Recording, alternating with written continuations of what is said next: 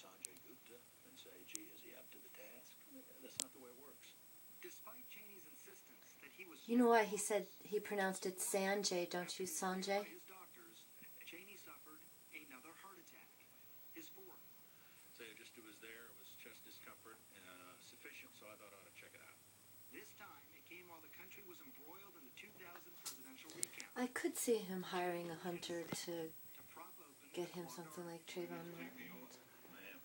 Please raise your right hand and repeat after me. What is it like speaking into the Modern medicine had helped Dick Cheney soul dodge a heart bullet. of But it was Voldemort? just 9 months later when Cheney confronted what he considers one of the biggest challenges of his life, 9/11.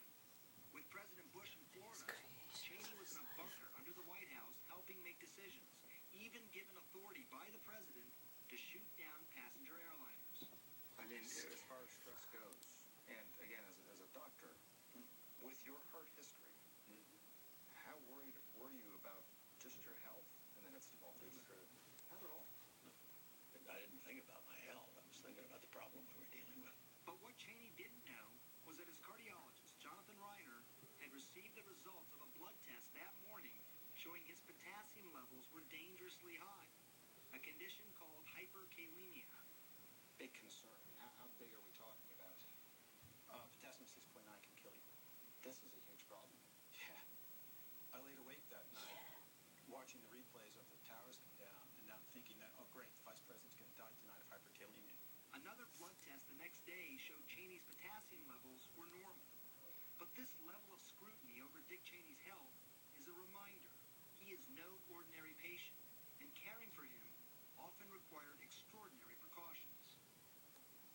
In 2007, Imagine if he just wanted the job so he could have good health Dr. Reiner insurance. manufacturer to I mean, it really could be that, and he's just fantastic actor of life and envisions his office as vice president, to shock his heart into cardiac arrest. you know, And it seemed to me to be a bad idea for in scenario after scenario of to have a device that maybe somebody on a rope John Wayne film in the next hotel mentality, upstairs might be able to warmongering, and I easily worried bought that by oil company, etc. He's an investor, he's a It might sound far-fetched, main but years business later, owners. this scene from the Showtime drama They used to say Homeland he owned showed Kool-Aid. just how it could be done to the fictional vice president.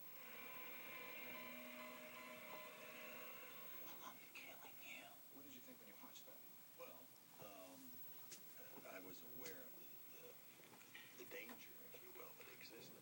But I found it credible because I knew from the experience we'd had and the necessity for adjusting my own device that it was an accurate portrayal of what was possible. The precariousness of Cheney's physical health raises questions about his state of mind when he was helping make decisions, including those about war and peace. You were instrumental in many big decisions for the country, including going into Afghanistan and Iraq.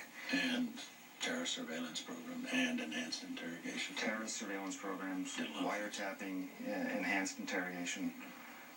You'd had 4 heart attacks, 3 catheterizations at this point, a defibrillator, bypass surgery. Right. Did you worry about your physical health impacting your judgment, your cognition? No. Not at all. No. Were you the best that you could be? Well, I was as good as I could be, given the fact that I was 60-some years old at that point and a heart patient.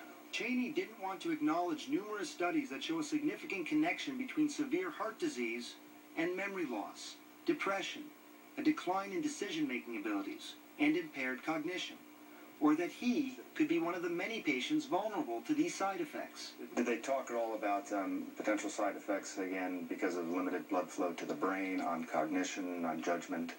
Was that something that you had heard about in any way? You didn't know about it, you weren't worried about it? No. Both? You didn't, I wasn't worried about it. Did anyone counsel you at all on that? Not that I recall.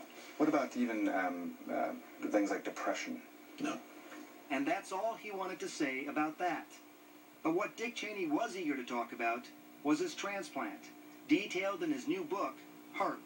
When you emerge from that gift of life itself, there's this tremendous feeling of emotion, but it's very positive. I think my first words when I came out from under the anesthetic and they said it had worked great was hot damn. Literally. Cheney and Dr. Reiner wanted to show us just how dramatic his transformation has been. This is an image of Cheney's ravaged and diseased heart just moments after it was removed. This is a rather large basin, and here is your heart. It's one I lived with for 70 years. Normal heart would basically be about the size of two fists clamped together like this, maybe even a little bit smaller. Right. And you see this is about half a foot wide. Old heart, new heart. Old heart, new heart. And it's one of those situations where bigger is not necessarily better. That's because a bigger heart can't effectively pump blood through the body. The x-ray on the left shows Cheney's enlarged heart, twice the normal size, and pushing on his other organs. On the right, his new heart. And then there's this comparison. Again, on the left, Cheney's diseased heart, weakened, with narrowed arteries, and his new heart, with healthy vessels and no blockages. It dramatically displays how sick I was. Today, Cheney says he's taking good care of his new heart. He spends much of his time back in Wyoming with his family and playing rodeo hand to granddaughter Gracie. You wake up every morning with a smile on your face because you've got a new day you never expected to have. And there's a sense of wonderment. Nothing short of magical. You know, magical, wonderment, your words. Those aren't words you typically, hear or expect to hear from you. I mean, Darth Vader. No, those are the words I choose to describe it. Did you just say Darth Vader?